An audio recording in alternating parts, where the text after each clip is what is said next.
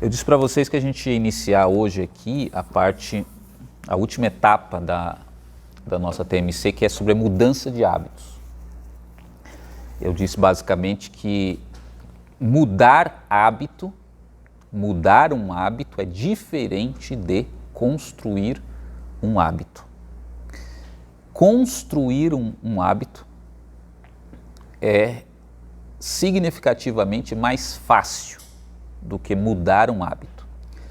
E eu resgatei esse texto aqui de Efésios capítulo 4, porque há exatos 2 anos e meio atrás, mais ou menos, foi o período que nós lemos esse texto e eu fiz uma exposição detalhada dele a respeito do que significa o que Paulo está falando aqui. E basicamente o que eu trouxe para vocês aqui nessa exposição desse texto é que Paulo está falando aqui exatamente de mudança cultural, mudança de hábitos. E você percebe isso claramente com as palavras específicas que ele usa: revestir e despir. Exatamente ali na minha tradução, ele fala: vos despojar do velho homem e revestir-vos do novo homem, que é criado segundo Deus, em justiça e santidade. Por que eu trouxe a época que isso, ele está falando de mudança de cultura? Porque, na verdade, ele não está dizendo em momento algum aí que quando você se converte, você já se tornou esse novo homem criado em verdadeira justiça e santidade. Simplesmente porque se você ler o próximo versículo 25, alguém leia para mim, fazendo favor aí, o 25, o que ele diz no 25? Imediatamente o seguinte: por isso não mintam mais, que cada um diga a verdade para o seu irmão na fé, pois todos nós Isso. somos membros do corpo de Cristo. Se as pessoas, ao abraçarem a fé, já estivessem com essa cultura, por que Paulo está falando para as pessoas, exatamente para os cristãos: não mintam, mas falem a verdade? Tirem a mentira da vida de vocês e coloquem no lugar a verdade. Não faz sentido nenhum. Então esse texto aqui, na época que nós estudamos, eu disse que ele está falando de uma cultura que tem que ser desfeita e de uma cultura que tem que ser construída. E uma cultura, ele vai explicar no texto, é conforme os rudimentos desse mundo. A outra cultura é conforme aprendestes de quem? Cristo. Então, esse texto que nós expusemos há 2 anos e meio atrás, mais ou menos, pouco mais talvez, ele está se concretizando agora num programa que é a TMC. Veja, eu já disse isso aqui para vocês, mas repito. O maior problema que eu percebo na igreja em geral, nesses 15 anos que eu estou trabalhando nessa área de educação cristã, é que todo o discurso, toda a formação cristã se resume em um discurso que é proferido, geralmente por um pastor. Esse discurso, exatamente por ser um discurso, ele é teórico, ele fala sobre as coisas que devem ser feitas em tese, em teoria. E sempre em todo sermão, discurso cristão, você tem uma parte que se chama aplicações. Você já conseguiu detectar, quando você está ouvindo um sermão, por exemplo, o momento que o pregador vai para a parte de aplicações? Sim ou não? O momento que ele vai para a parte de aplicação é o momento quando ele fala assim, ó, Paulo falou isso, isso e isso. Como que isso se relaciona com a sua vida agora? Quando o pregador fala isso, o que isso tem a ver com a sua vida? Ele faz essa pergunta, por exemplo. Ele mudou da parte de exposição do texto para a parte de aplicação para a sua vida. E aí ele começa a falar do seu casamento, ele começa a falar lá do seu trabalho, ele começa a falar do seu dia a dia, dos seus relacionamentos e por aí vai. Ele saiu do texto e entrou na parte de aplicação para a sua vida. Só que a minha crítica de longa data é a seguinte: no discurso religioso, essa parte de aplicação é um pequeno apêndice superficial, onde o pregador pega isso aqui e ele faz algumas pinceladas sobre como você pode aplicar aquilo na sua vida. Superficial por quê? Porque em todo o discurso ele gasta mais ou menos, em média, no máximo 10 minutos falando de aplicações. Porque ele vai fazer a leitura do texto, ele vai fazer a exposição, a interpretação do texto. Depois que ele faz essa interpretação do texto, às vezes demora, porque não é um texto tão simples, às vezes, de ser interpretado. Ele vai dizer que do grego isso, aquilo, e não sei o quê, e naquela época o contexto histórico. Aí ele chega na parte das aplicações. Quanto tempo está faltando? 10 minutos. As pessoas têm uma tolerância para aguentar um discurso. Aí sobrou 10 minutinhos. Em 10 minutinhos ele fala assim, então na sua vida você aplica isso, assim, assim, assado. Vai embora para casa. Quando volta no outro domingo, o que acontece? A mesma coisa. Ele vai fazer um discurso de 40 minutos, no máximo 50, vai gastar 30, 40 minutos explicando o texto, dando detalhes, etc, etc. Vai falar 10 minutos de aplicação para a sua vida. Superficial. O que acontece na prática da vida espiritual das igrejas, das pessoas, é que a parte de aplicação na sua vida é problema seu. Se vire. Se quiser, estude por você mesmo, se quiser, tente conectar as pontas e aplique na sua vida. Só que isso é feito uma semana, na outra semana, na outra semana, no outro mês, no outro mês, no outro ano, e quando você percebe, você passou 20 anos em um lugar religioso e você conhece intelectualmente tudo isso aqui já. Porque o sermão é intelectual, é teórico, porque é um discurso. Só que quanto daquilo que era falado se transformou em prática na vida? Quase nada. E por que eu digo quase nada? Exatamente porque não tem aprofundamento naquilo que mais interessa, que é você conseguir entender como isso aqui entra na sua vida, quais são os passos que você tem que adotar, às vezes tem que saber passo a passo para você colocar isso na sua vida, fazer isso transformar o seu casamento, fazer isso transformar as suas relações no trabalho, fazer isso transformar todas as áreas da sua vida. Isso não é simples e nem trivial e nem dá para fazer isso em 10 minutinhos que você fala, coloca num discurso. Não dá. E por isso nasceu esse próprio programa, não foi agora. Eu já estava vislumbrando isso há 3 anos atrás, pelo menos, quando eu comecei a falar desse texto aqui. E sobre esse texto estar relacionado com cultura. E agora isso está se concretizando. Por isso que o nosso foco na ATMC não é expor textos bíblicos. É um momento que você vai pegar esses textos bíblicos, muitos que você já conhece de 10, 15, 20 anos na sua vida, e começar a refletir. Agora eu quero saber como isso é aplicado exatamente em detalhes, e eu quero seguir todos os passos de aplicação disso em todas as áreas da minha vida. A transformação que Paulo está falando aqui só acontece nesse momento. Então nós temos um problema pedagógico de formação cristã?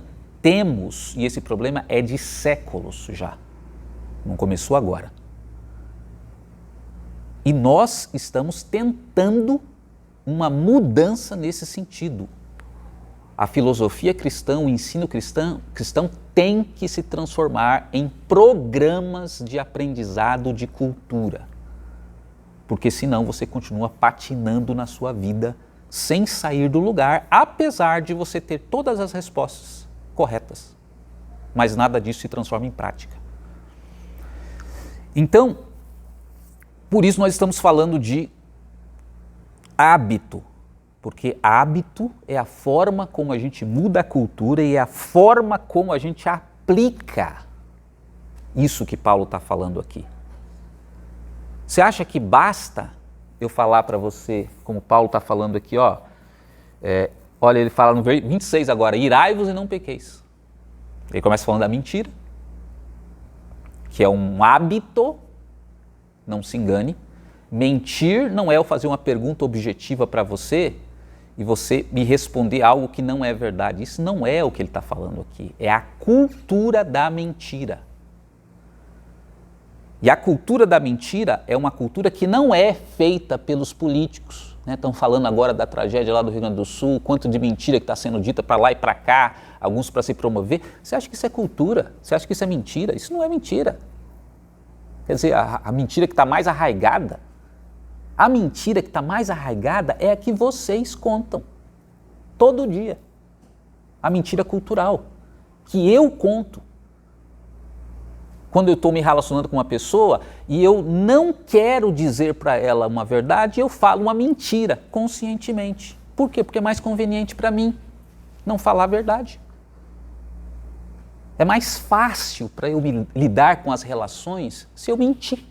Simples assim. É uma cultura. E eu já falei algumas vezes que, dentre muitos países do mundo, o Brasil é um dos países que mais tem desenvolvido essa cultura da mentira branca. Tudo que nós fazemos, você não quer desagradar uma pessoa, você mente. Você não quer criar uma situação meio constrangedora, você mente. E você vai mentindo, e a mentira vira a sua vida, a sua realidade de vida. E eu repito, existem coisas que são difíceis de serem ditas? Sim. Para isso a gente tem que aprender maneiras de falar a verdade, sem criar situações constrangedoras, sem ficar aquele clima chato, mas não abraçar a cultura da mentira que predomina principalmente no nosso país, na nossa cultura brasileira mesmo. O pessoal diz assim, a cultura brasileira é a melhor cultura do mundo, os estrangeiros chegam aqui porque eles estão acostumados com uma cultura que ela é muito mais objetiva, direta e que fala a verdade, que é desconcertante muitas vezes. Você pega o alemão, você pega o inglês, você pega o francês, você vai para esses lugares, o brasileiro estranha muito, porque eles falam a verdade. Não é esse o problema, tem outros problemas, mas esse não é o problema deles. Eles falam a verdade, daí o brasileiro acha rude, porque eles falam a verdade. Se eles não gostam, eles falam que não gostaram. Aí o brasileiro sai assim, nossa, que grosso. Ele não gostou porque ele não gostou e falou que não gostou. Mas por quê? O brasileiro, qual é a cultura dele? Ele não gostou, aí o que ele fala? Não, tá ótimo, adorei. É a falsidade. E nada mais é do que a cultura da mentira. Então Paulo está falando da cultura da mentira, ele está falando da cultura da ira. Então, de repente, os italianos não têm a cultura da mentira tão desenvolvida. Claro que eles mentem, mas não tem tão desenvolvida a cultura da mentira. Mas tem a cultura da ira. Você já viu algum italiano perdendo as estribeiras? Falando alto? Então, as culturas variam e cada cultura tem seus pontos fortes e fracos. E aqui não é diferente. O judeu, se você pensa que o italiano tem uma cultura da ira mais desenvolvida, é que você não conhece o judeu. Tem uma história que conta no próprio Evangelho de Lucas e Marcos, conta que Jesus foi para Nazaré, que era a terra natal dele. E aí Jesus entrou na sinagoga. Eles conheciam lá em Nazaré Jesus ou não? O que vocês acham? Conheciam ou não? Você acha que Nazaré tinha quantas pessoas, a cidade? Quantas pessoas tem Pinhais? Quantos habitantes? Pinhais, que não é muito grande. 50 mil? É isso? 150 mil?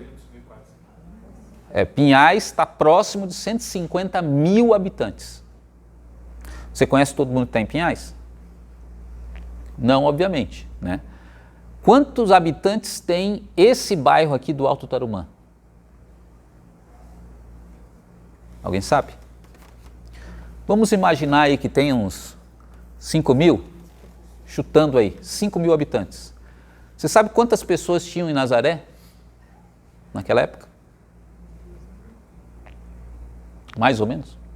Você acha que Nazaré é uma cidade igual era Pinhais? Você acha que Nazaré era igual o tamanho desse bairro aqui? Os estudiosos dizem que Nazaré não tinha mais que 500 pessoas. Nazaré era uma vila. Assim como Cafarnaum era uma vila, só que Cafarnaum era uma vila bem maior que Nazaré. Era uma vila que não tinha mais do que 500 pessoas. Dessas 500, Jesus tinha pessoas conhecidas e com certeza alguém que é carpinteiro. Você acha que tinha muitos carpinteiros na época? Não, porque carpinteiro era uma profissão realmente, a maioria era agricultor na Galileia, pescador. Quem era carpinteiro era conhecido, pode ter certeza, por todo mundo de Nazaré e por um monte de outras pessoas. Quando Jesus vai para Nazaré, você acha que eles ficaram sabendo que era o filho de José ou não? Só você ler o texto bíblico. Ele entrou na sinagoga e o que perguntaram quando ele começou a falar? O que perguntaram? Não é esse o filho de quem?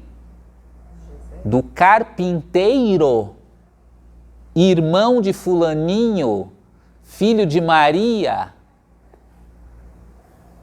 Aí alguém deve ter dito, é ele mesmo. E aí sabe o que aconteceu? Quando Jesus leu o texto de Isaías 61 e falou, essa profecia aqui que está falando do Messias se cumpriu nesse exato momento sobre mim. Sabe o que o pessoal de Nazaré, que conhecia o pai e a mãe de Jesus e os irmãos fizeram? Leia o texto bíblico. Eles pegaram Jesus, levaram do alto de um penhasco para jogá-lo lá de cima.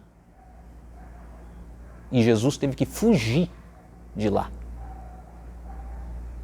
Você quer saber o que é um povo irado? É esse povo aqui. Junto com os árabes, que são da mesma linhagem, e por isso que você olha na televisão aquele pessoal lá da guerra, e você percebe que parece que o cara não tem muito problema em bombardear 30 mil, matar 30 mil, um monte de criança, de mulher. Ele não tem problema nenhum na consciência disso, não. Esse é o perfil deles e não é de hoje. Não é à toa que eles não piscavam em matar profeta. É profeta, falou que não gostou, corta a cabeça. Jesus rapidinho deram um jeito de matar ele. E os árabes não são diferentes. Então, Paulo está falando diretamente para a cultura dele, do povo dele, que ele sabia e conhecia muito bem. Vocês têm que mudar a cultura de vocês. Vocês são irados. Uma pessoa falou uma coisa que vocês não gostaram, vocês fazem um escarcéu. E eles faziam mesmo. Eles rasgavam as vestes quando alguém falava uma coisa que eles não gostavam. Eles iam para cima. Eu não estou falando do governo aqui, estou falando de populares de Nazaré que foram para cima de Jesus para matar ele e jogar de cima do penhasco. Então esse era esse povo. Então, o contexto aqui é mudança cultural. Se a gente não chegar nesse nível, se você e se eu não chegarmos nesse nível, não tem transformação na nossa vida, nós não experimentamos o Evangelho. Não adianta quanto você fique anos e anos ouvindo sermões. Você tem que transformar isso em cultura. Então, entrando na questão da mudança de hábitos,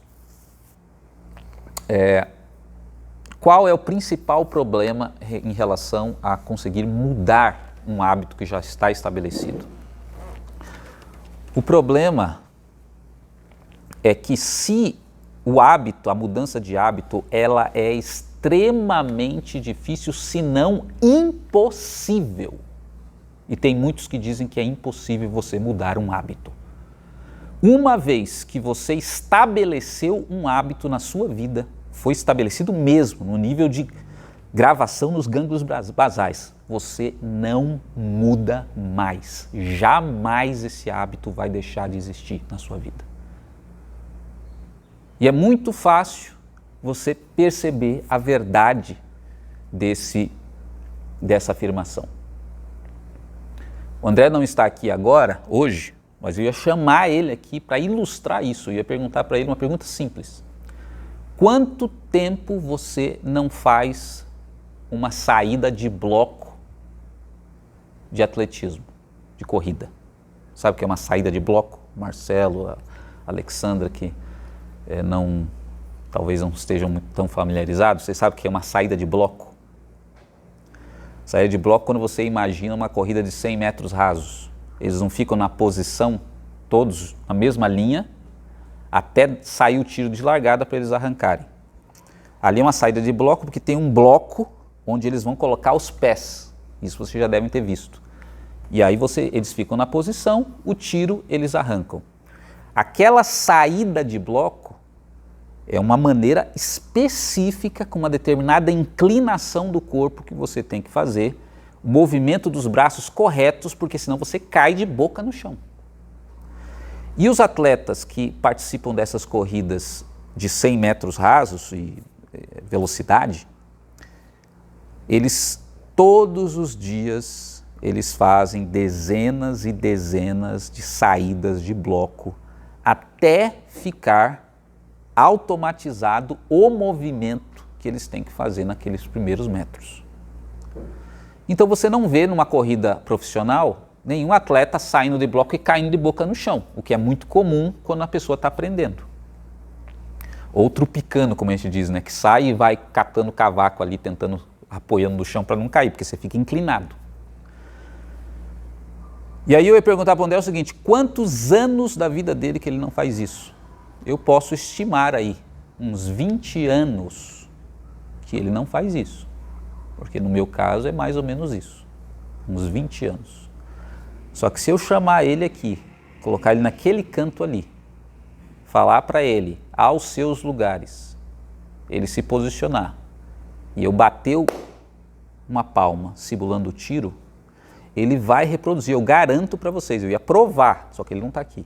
Eu garanto para você que ele iria fazer o movimento exatamente como ele fazia.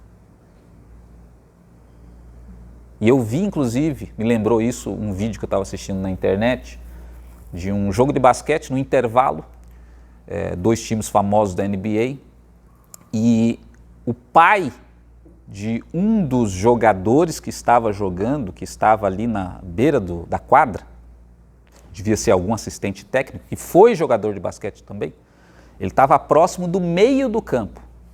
O Davi aí, que é esportista agora, presta atenção, ele estava próximo do meio da quadra. Aí o filho, de brincadeira, eles estavam ali aquecendo, tal, jogou a bola no pai. O pai estava até de costa, com paletó, gravata, que mais velho, bem mais velho, que já não via jogar também há 30 anos. A bola bateu nele, ele pegou, sorrindo, virou, quase do meio da quadra, e fez assim, ó. E a bola caiu lá. Não importa se passou 20, se passou 30. Se um hábito realmente foi estabelecido em você, não vai desaparecer, jamais. Algumas pessoas chamam isso de memória muscular, porque é uma coisa tão interessante que muscular exatamente porque parece que não está no cérebro da pessoa mais. Parece que faz parte do corpo da pessoa, como se não mais dependesse do cérebro da pessoa. E é isso que acontece quando o hábito entra, é gravado nos gânglios basais. Eu citei o caso aqui da pessoa que perdeu parte do cérebro, não lembrava mais de nada, mas os hábitos continuavam funcionando. Então, isso parece uma coisa extraordinária. Você consegue construir um comportamento, um hábito, que ele não vai desaparecer mais. Só que o problema é o que fazer quando você construiu um hábito que você precisa mudar, que você gostaria de mudar. Acabou sua vida, porque ele não tem mais como ser alterado. E aí nós percebemos o grande erro que as pessoas cometem quando elas tentam mudar hábitos. Ela tenta eliminar esse hábito da vida dela. E eu vou dizer para vocês, jamais vai acontecer. Se você tentar eliminar um hábito ruim, por exemplo, fumar, por exemplo, sei lá, ficar assistindo televisão o dia todo, comer demais, você não vai eliminar, porque não se elimina hábitos. E eu não preciso ir longe, é só você consultar a sua vida. Quantos hábitos você já tentou mudar e você está tentando por 10 anos, por 20 anos, por 30 anos, por 40 anos e você não conseguiu? E aí eu vou te dizer, quando você faz uma coisa durante tanto tempo assim, e você continua fazendo, você não entendeu ainda que continuar fazendo a mesma coisa não vai mudar os resultados. Você não vai. Com a mesma estratégia, você não vai mudar. Você fica dando murro em ponta de faca, tentando tirar hábitos da sua vida, eles não vão desaparecer. Mas, uma palavra,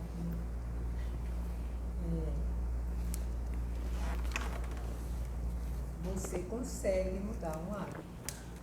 Com a ajuda de Deus, você consegue. Tá, então vamos retomar aqui, depois que eu terminar a explicação, aí voltamos para a questão da irmã Raquel.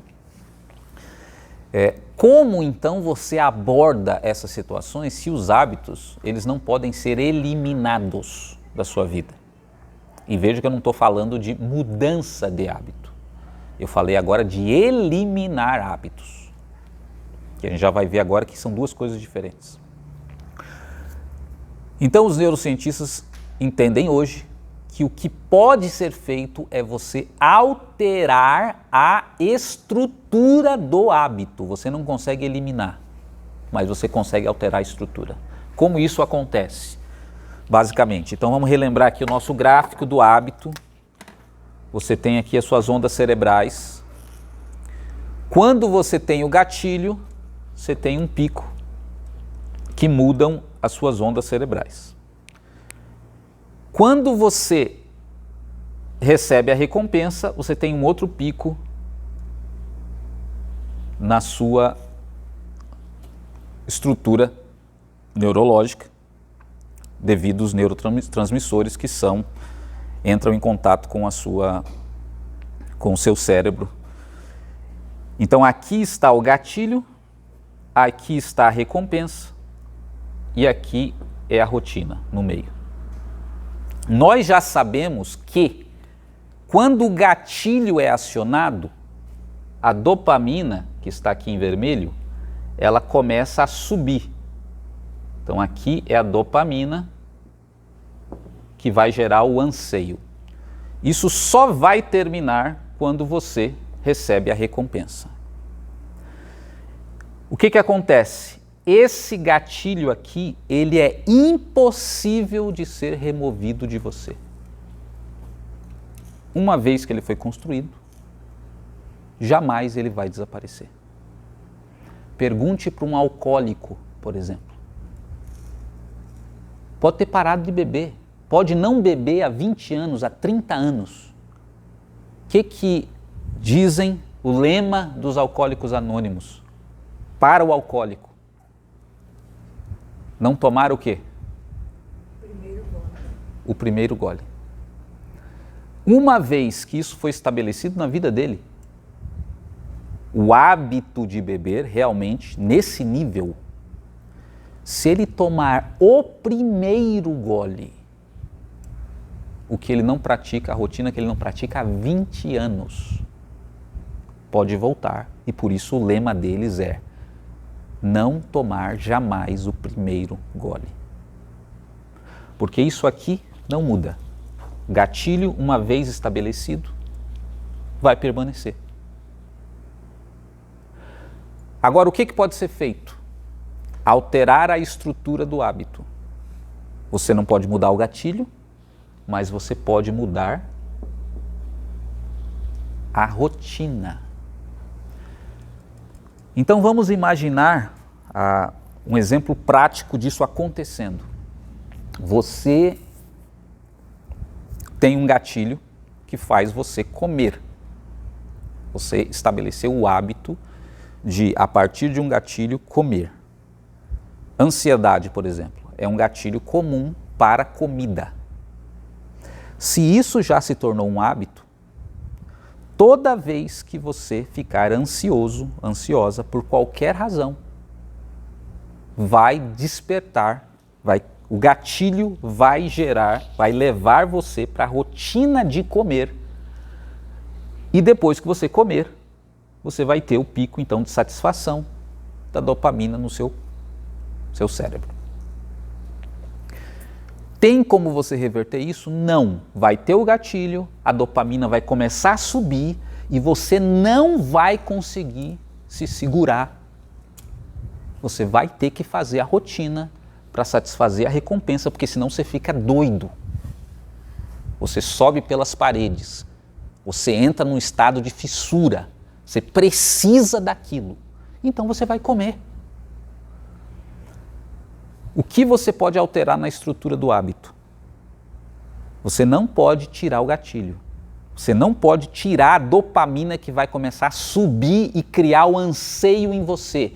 Então você tem que satisfazer a sede do seu cérebro por dopamina, mas tem que fazer isso com uma outra rotina, que dê a mesma quantidade de dopamina que o seu cérebro precisava antes, para saciar a vontade de você fazer aquela rotina que você costumava fazer. Então imagine que você tem o gatilho de ansiedade e você come chocolate. Chocolate doce e tal, aí você vai no médico, você percebe que a sua glicose está alta, você tem que parar de comer doce, chocolate, então isso tem que mudar na sua vida. Que outra rotina? Essa é a pergunta. Você pode colocar no lugar de comer chocolate, doce, etc., para você receber a sua dose de dopamina e você alterar a estrutura do seu hábito. O que você poderia fazer?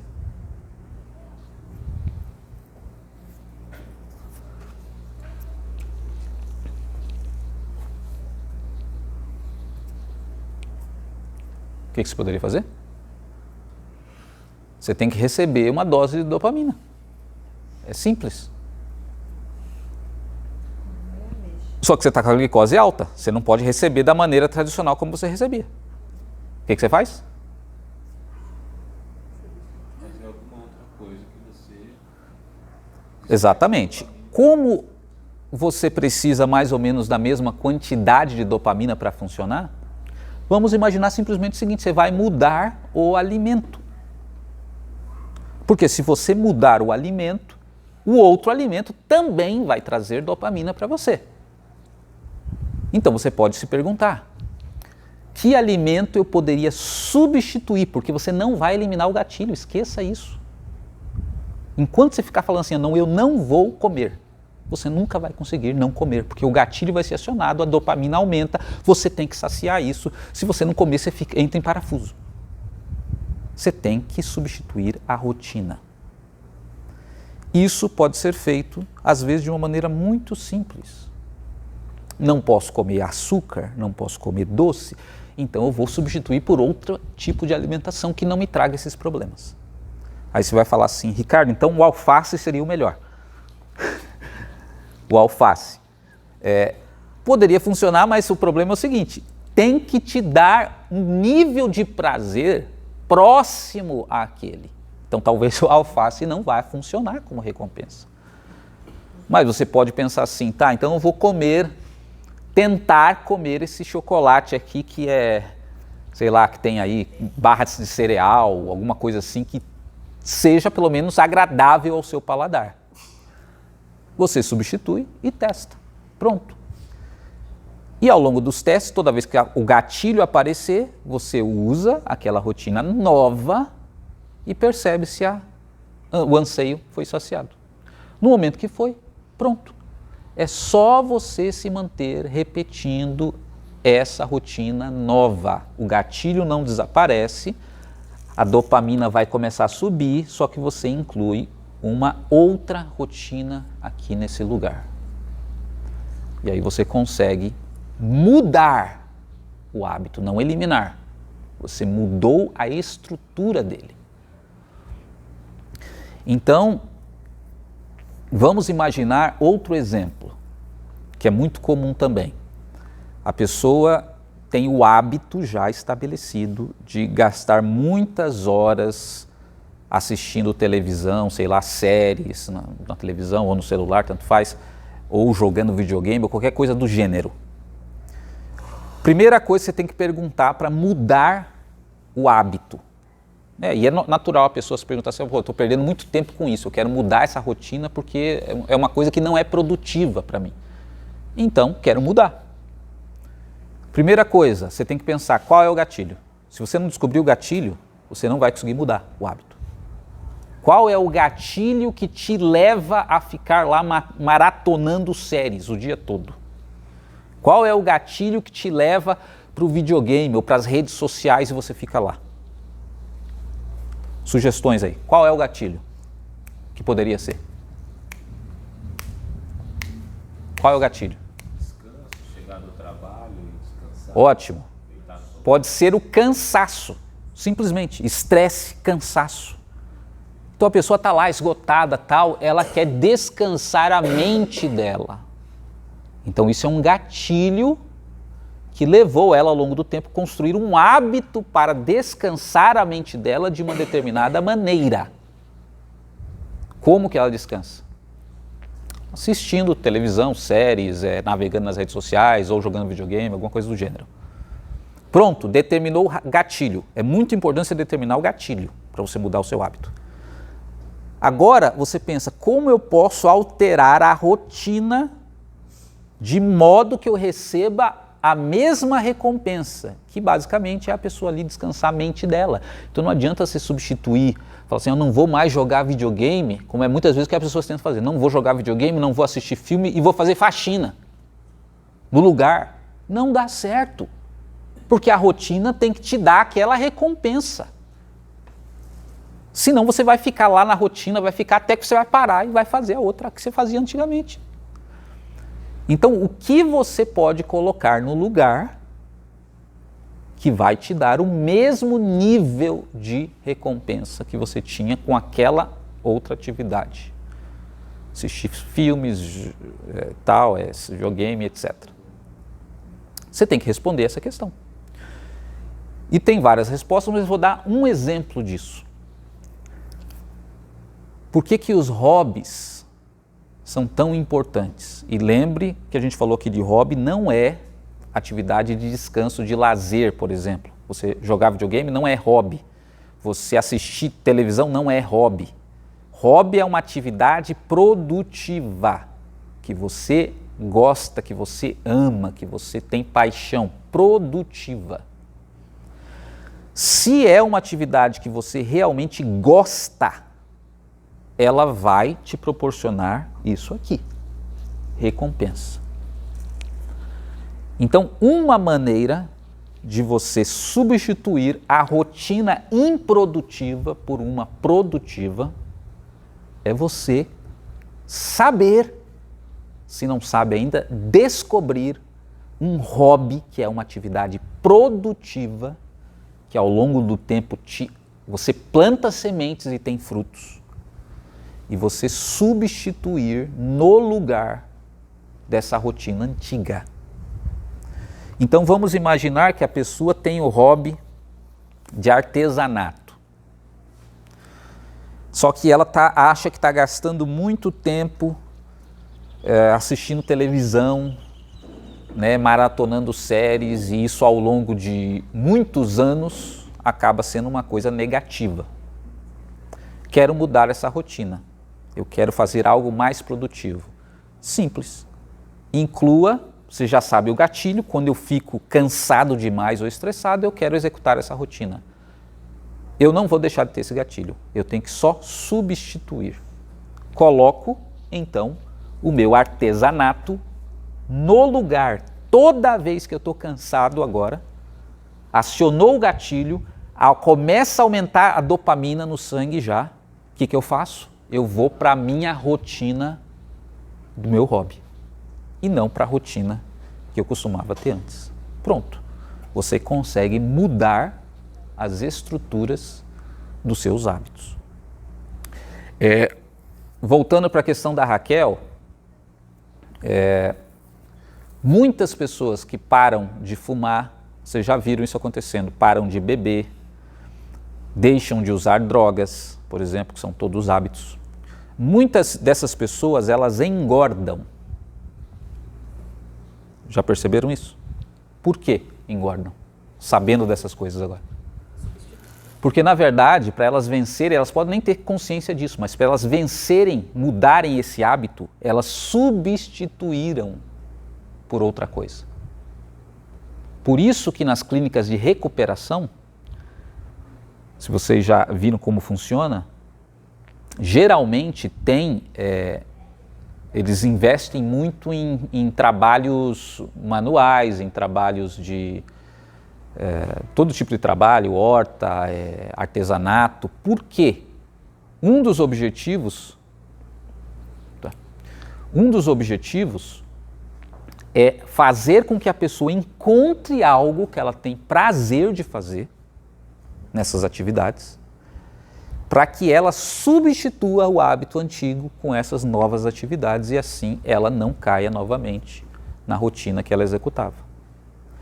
Então isso é feito por muitas pessoas nas clínicas de recuperação, isso é feito por muitas pessoas que deixam vícios, elas substituem por outros hábitos, às vezes conscientes, às vezes inconscientes, só que às vezes são hábitos inconvenientes, como é o caso, a pessoa substituir a droga por comida, substituir o cigarro por comida. Porque aí a pessoa tem um outro problema a longo prazo. E ela precisa daquela comida para que ela não volte a fazer a rotina anterior. Então, por isso, essas rotinas saudáveis que eles tentam desenvolver nas clínicas de recuperação, elas têm esse papel de facilitar essa substituição do hábito. Então, a partir de agora, você quer mudar um hábito, primeira coisa, não tente eliminá-lo completamente, porque você não vai conseguir. O gatilho sempre vai estar lá. Segundo, você tem que mudar a rotina para uma outra rotina que forneça o mesmo nível de recompensa, ou próximo, pelo menos, que recebia antes.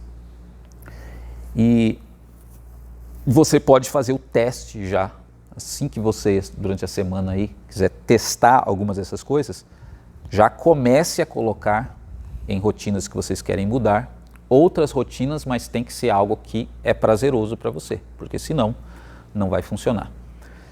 E para terminar, uma outra técnica que é mais de emergência para você não entrar numa rotina que você não quer reproduzir, e às vezes você acaba entrando e não conseguiu mudar ainda, por exemplo, a sua rotina, para outra mais saudável, você pode usar a técnica da sobreposição de gatilhos. Então vamos entender essa técnica aqui. Você tem um hábito que é deflagrado por um determinado gatilho. O gatilho foi acionado, você já sabe, a dopamina começa a subir, você só vai acabar quando tiver realizado aquela rotina que vai trazer a dopamina para você. Vamos supor que em alguma situação específica você não pode mudar a rotina, tem acesso à rotina que você substituiu.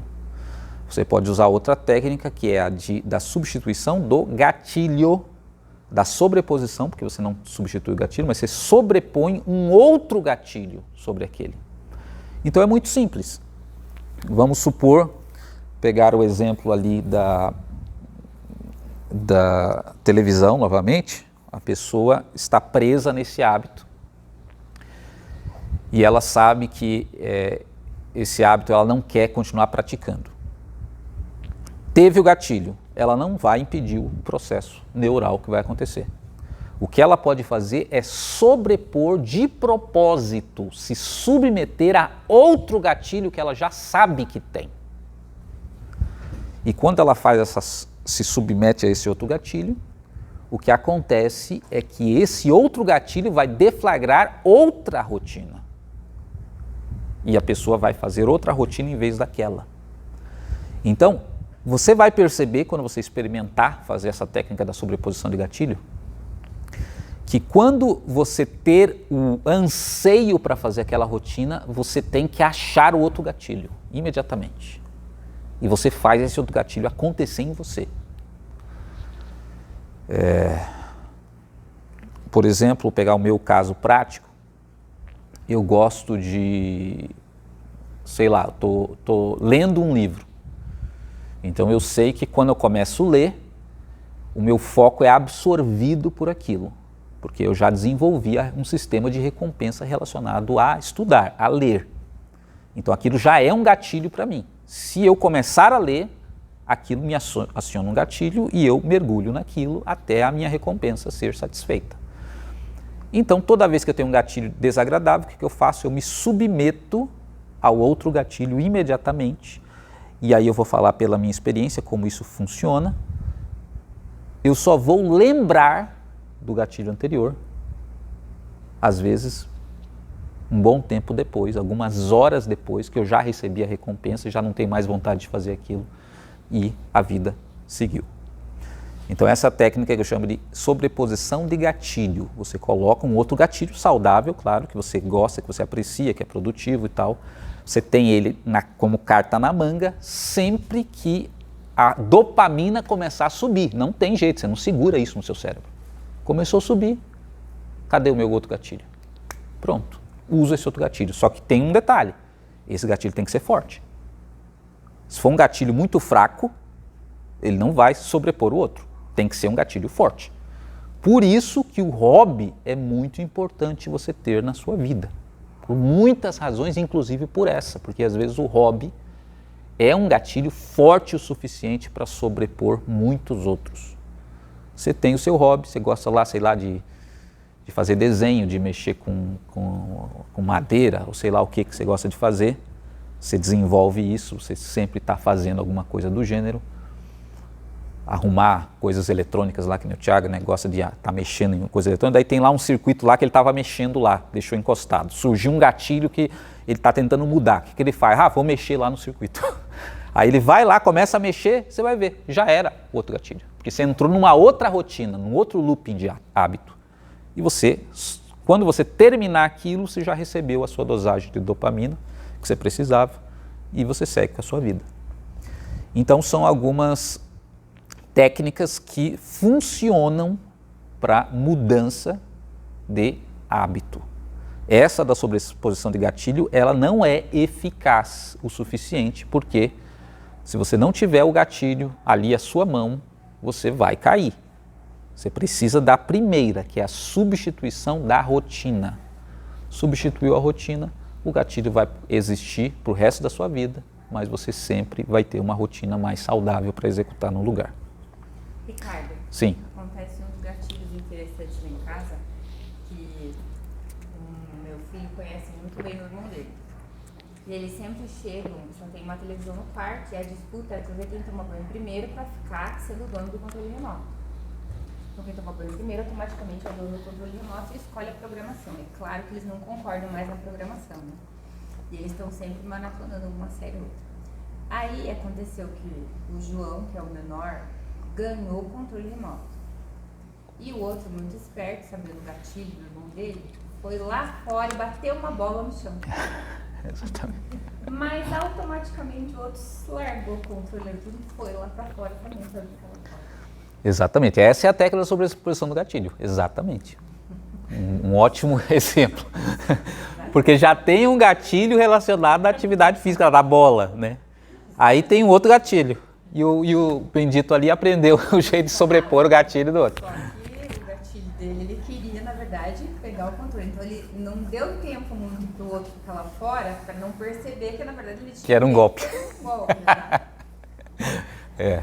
Mas foi um gatilho. Mas isso é bem interessante, é isso mesmo. A bola bateu, a porta abriu, o outro largou tudo. Exato. Então o esporte ele pode funcionar bem com esse gatilho, né? Brincadeiras, né? Atividades recreativas. Tem que ser algo que a pessoa goste. Se gostar, funciona. E esse barulho da bola aí é fatal, né? Para o João, principalmente, né? Então é isso, pessoal. Na próxima semana quero falar com vocês, continuar um pouquinho mais. Eu quero entrar numa questão que é a seguinte.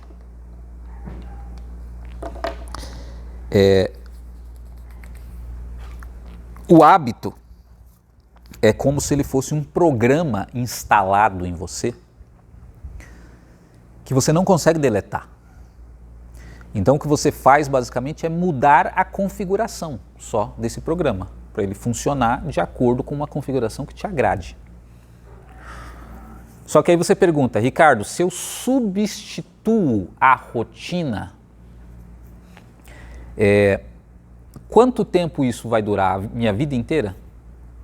Vai ficar bonitinho essa nova rotina? Não terei mais problema com a rotina antiga? E aí que está todo o X da questão, que é porque a resposta é não.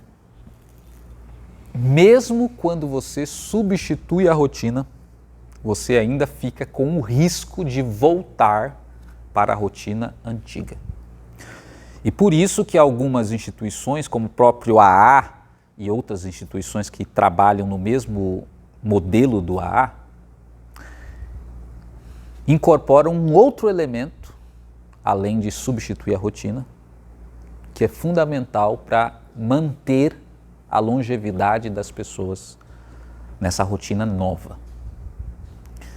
Tem, então, um último elemento que eu quero trabalhar com vocês no próximo encontro nosso, que é o decisivo, porque só isso não é capaz de garantir que você não vai voltar a essa rotina antiga. Então, no próximo encontro nosso, que será no próximo domingo, eu quero falar para vocês disso que talvez seja o principal, o mais importante na questão de mudança de hábitos, porque se não tiver, você sempre está com esse risco de voltar para as rotinas antigas e colocar tudo a perder. Lembrando que tem rotinas que são de vida ou morte. A gente pode pensar aqui, está falando de comida, de assistir televisão, que são rotinas banais, mas ir para um cara que é alcoólatra, ir para outro que é dependente químico, a queda da rotina dele pode ser fatal, literalmente fatal. A gente tem um caso na família com a tia da Priscila que ela trabalhou numa clínica de dependentes químicos lá em Minas Gerais, conheceu um rapaz e aí ficou noiva desse rapaz, depois que ele saiu da clínica, tudo. E aí eles se casaram no sul do Brasil aqui. E aí depois que eles se casaram, na semana seguinte, o rapaz teve uma recaída com drogas. E aí o fim da história não foi muito agradável para os dois. Mas veja que realmente algumas rotinas, se elas voltarem, elas podem ser totalmente desastrosas. E é por isso que tem esse elemento final que é fundamental para mudanças duradouras na vida das pessoas.